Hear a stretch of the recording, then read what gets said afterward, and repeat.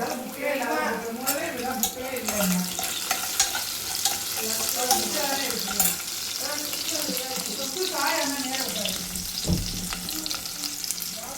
Friends, நம்ம புளிக்குழம்பு வச்சு போகிறப்போ கத்திரிக்காய் முருங்கைக்காய் புளிக்குழம்பு.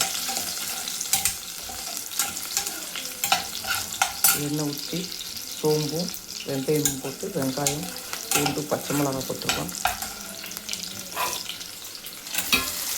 தக்காளி போட்டுருக்கோம்.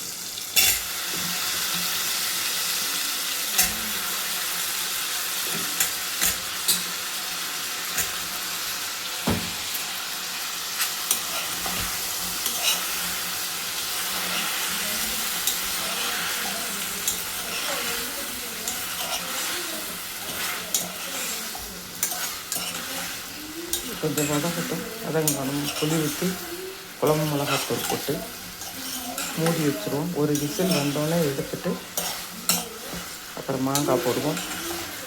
நம்ம வீட்டு லஞ்சு இன்னைக்கு புளிக்குழம்பும் சாதம் அப்பளம் மூணு.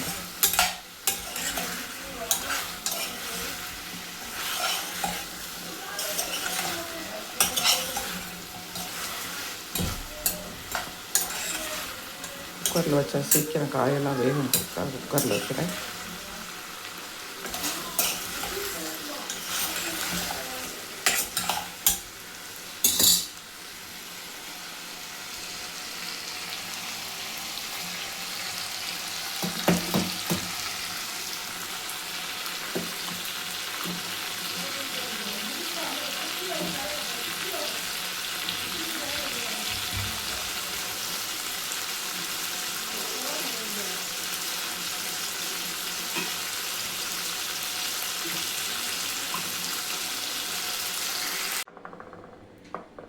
புளி ஊற்றிட்டு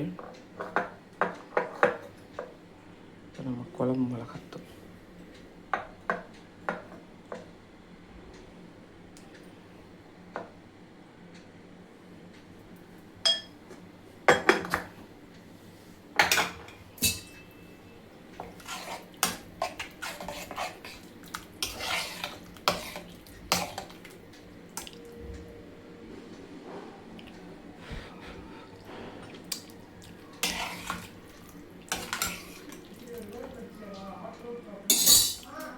புளியெல்லாம் ஊற்றிட்டோம். இப்போ குக்கரை மூடி ஒரு விசில் விட்டோன்னே நம்ம இறக்கிட்டு குக்கர் விசில் போனோன்னே மாங்காய் போட போகிறோம்.